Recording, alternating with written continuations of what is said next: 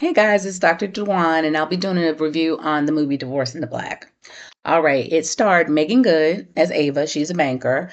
Cory Hardrict played her husband. His name was Dallas. Richard Lawson played her dad, and Debbie Morgan played her mom. So it was a very good cast. I will say that the lineup was impressive. I watched this movie because I really thought that with Meagan Good being a producer, that it would be good, or that she would put her foot in it and use her Hollywood experience and make it something that was watchable. So it was entertaining. I watched it twice, and I'll tell you why I watched it twice. The first time I watched it for the excitement of Meagan Good, to just see her in all her glory. She looked amazing in the movie. Her hair, her face, her body, clothing, oh, just above everything. I mean, she looked amazing in the movie. She is a gorgeous, gorgeous lady. Now, when it came down to some of the other things in the film, let me break it down play by play, scene by scene, basically. One of the things that kind of was shocking in the very beginning, but it drew me in. And I'm sure you probably heard about the funeral scene, that opening funeral scene where Cory Hardrick, aka Dallas, his mom has one of her boys that are buried. She's still got three sons remaining, but one of them is in a casket. And Richard Lawson, he is the minister and he is eulogizing this young man. And he says some things that are pretty to the left. I've never in real life heard a preacher talk about someone in that way, to basically tell your family that you are not going to heaven, that you are probably burning in the eternal fires of hell. So that alone made me like, it gave me pause, because I was like, okay, he's a minister. Why is he talking like this at the funeral? Then, to make matters worse, the mom, she gets up and shows all the way out. I'm talking about Dallas's mother, the mother-in-law of Ava, aka Meagan Good. She shows all the way out. When I say show out, I mean she is like taking off her clothes, look like she's getting ready to fight.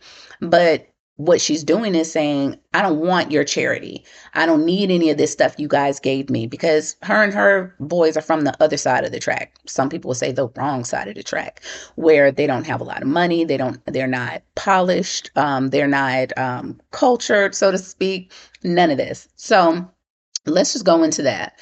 Meagan Good, she comes from a good family. She's, close to her dad and her mom. And for all intents and purposes, you would think, hey, she should have married better. But I digress. She didn't. She married her high school sweetheart, if you can call him that, because there was never a point where he was sweet. There was never a point where Dallas, aka Cory Hardrick, was sweet to her, even in high school, even when they were dating.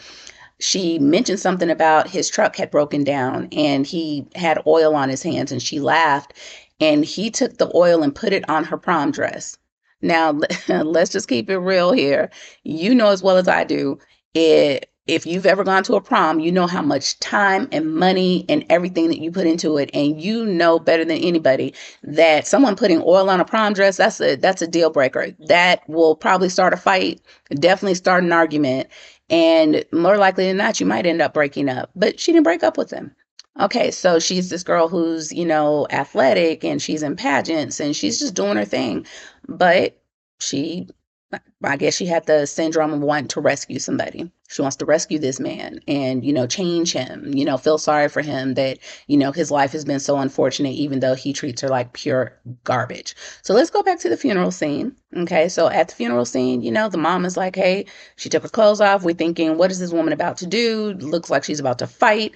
She's not one of the smaller women. She's kind of stout. So it was like, okay, I know you're not about to lay hands. Everybody's like, hey, what you doing? She throws the clothes back. She's like, I don't need these clothes you decided to get for me to wear to my son's thing. And she tells the brothers, go get your brother. They're like, say what now? She's like, go get your brother. So they go and lift up like they're about to do the casket. She said, no, no, get your brother. Like, open up that casket and grab your brother and let's go. Everybody's shocked, out gasping, and everything is, oh, what? So they literally take the corpse out of the casket and carry it out. And they have a burial ground at their house. Okay, so their trailer. So they bury him on their property. So once the brother's buried, Meagan, aka Ava, comes looking for her husband. She's like, where is he? She's trying to find him. He's been, he's drinking. He's, not being a nice guy at all to her. Well, let's just fast forward. I'm not going to go into every single detail, but what I will tell you is the cons of this movie were, number one, we never understood why she fell in love with him in the first place.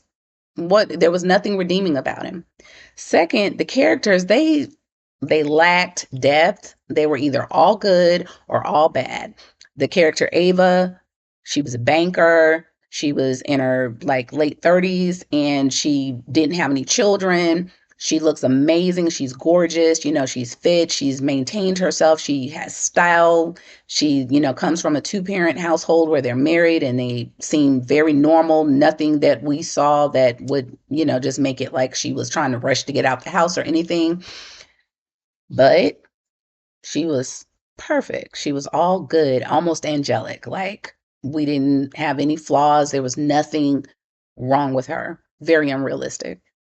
Cory Hardrick's character, aka Dallas, he was all bad. There was nothing good or redeeming about him. The whole time we're just like, okay, you should be glad that, that he wants to leave. And why didn't you leave while you're still young enough and attractive enough and could get somebody else? But I'll go back to the cons. We never actually got to the root of why he treated her so poorly and why she allowed it. Then when they were getting married, Ava and Dallas, aka Meagan Good and Cory Hardrict, when they were actually getting married, there was a flashback to his mother like cussing her out at their wedding, at their actual wedding, with her father, the preacher, her mom's there, friends, family, loved ones, everybody's there, and she gets royally embarrassed on her wedding day. Okay, so one or two things would have happened. Either there would have been a family fight where everybody would have jumped in and been like, "Oh no, we're not doing that." Okay? Or her dad would have pulled her to the side and said, "You know what? We didn't file this paperwork yet. We don't have to mail it in. You're literally not married to him yet until it's filed at the courthouse. So let's just not file this at the courthouse because you don't need to be involved in this foolishness." Didn't happen. They let her go on and marry this man and into his family, and that was that. I know some people might say, well, she's grown, she made a decision, it's her choices, blah blah blah. Yeah, but no.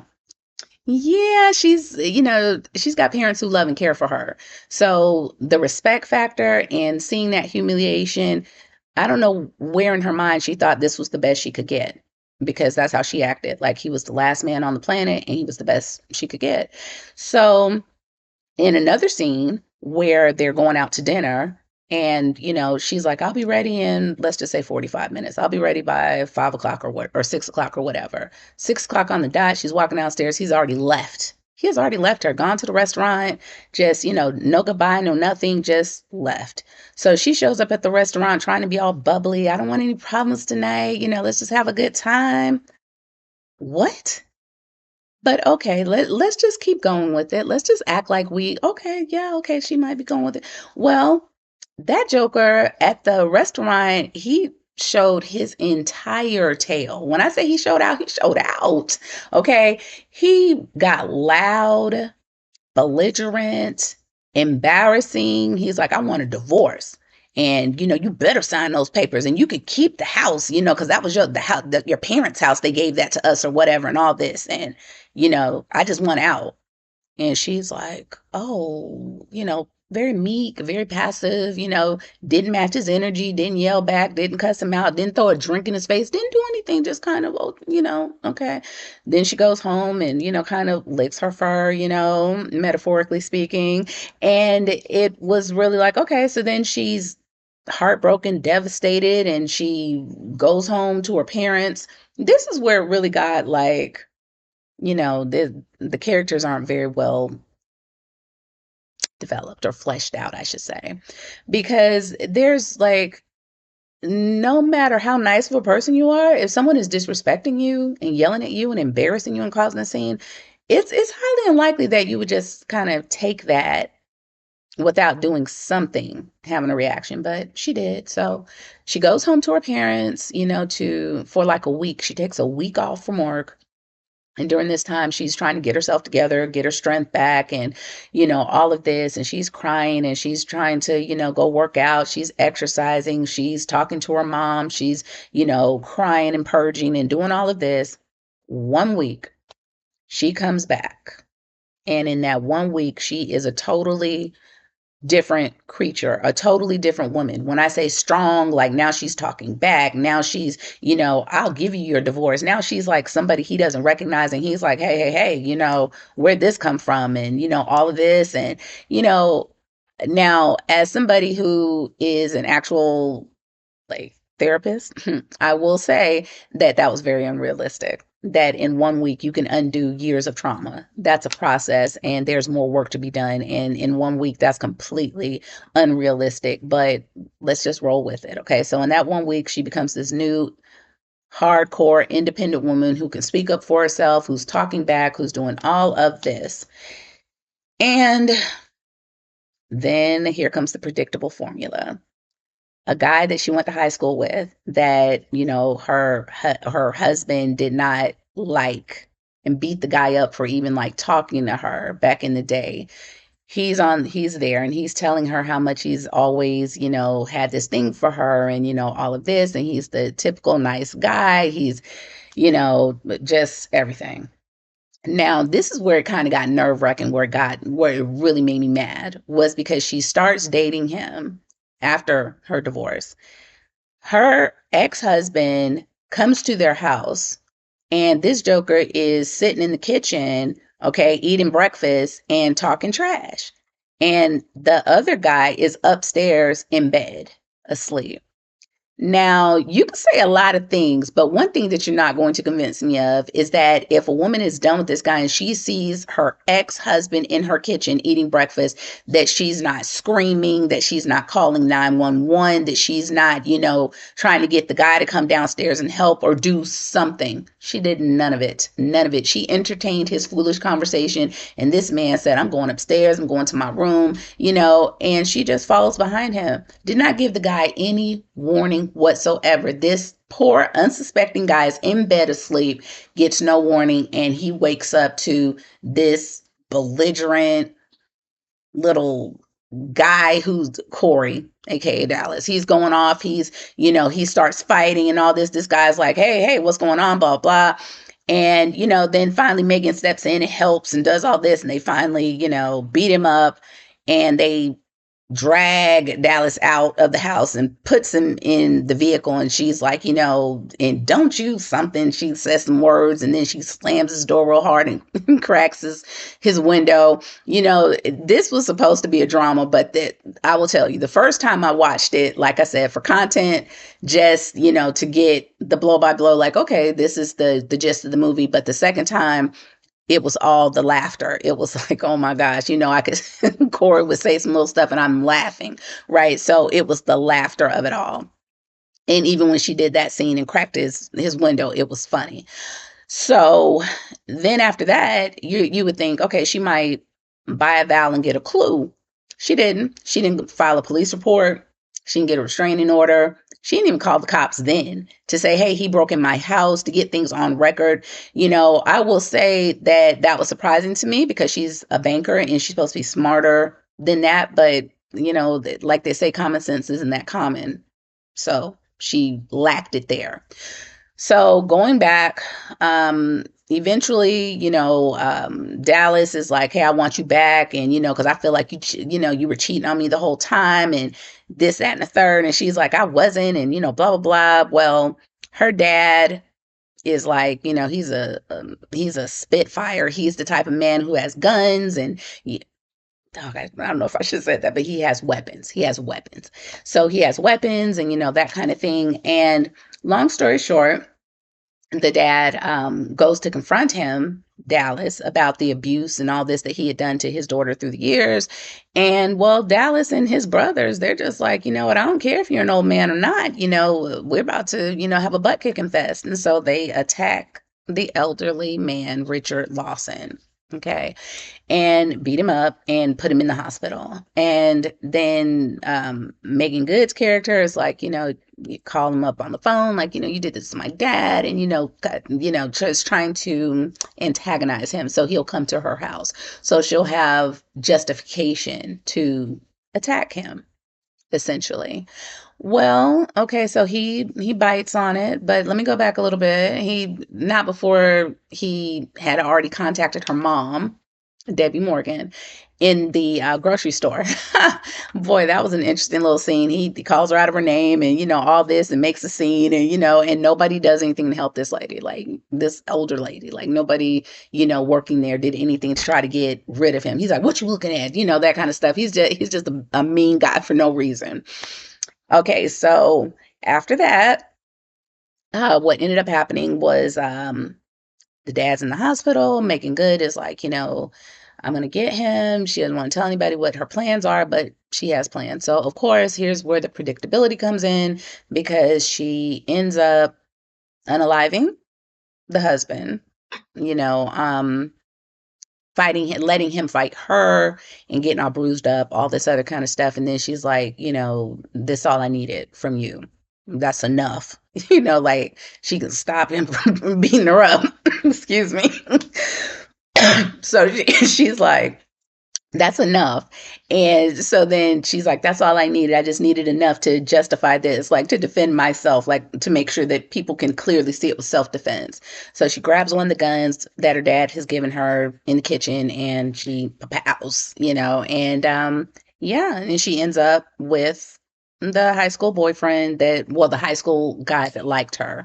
So that is it in a nutshell. I would give this movie a 6. And the reason I would give it a 6 is because I liked Meagan Good in the sense that, she was fabulous to look at. Clothing was amazing.